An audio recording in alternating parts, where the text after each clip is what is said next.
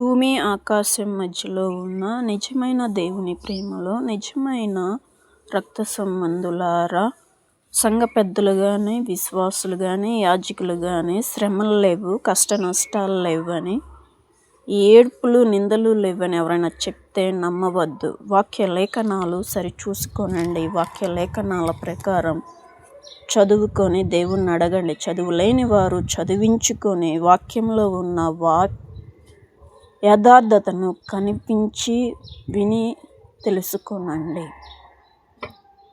ఏదైనా తెలియని ఎడల మీరే మోకరించి ఏకాంత ప్రార్థనలో కన్నీరు విడిచి అడగండి. దేవుడు మీకే సమాధానం ఇస్తాడు.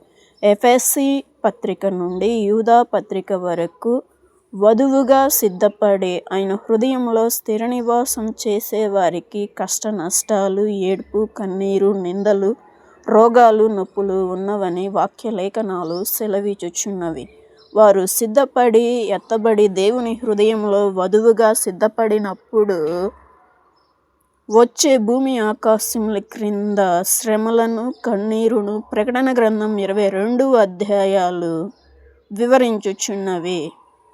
చదువున్నవారు చదువుకోనండి, చదువు లేని వారు చదువు ఉన్నవారి చేత చదివించుకోనండి. మీ అందరికీ మా నిండు హృదయపూర్వక వందన మరణాతలు. దేవుని ప్రేమలో దేవదాస్ రాహెల్ వధువు సంఘం మా నిండు హృదయపూర్వక వందన మరణాతలు. ఆమెన్.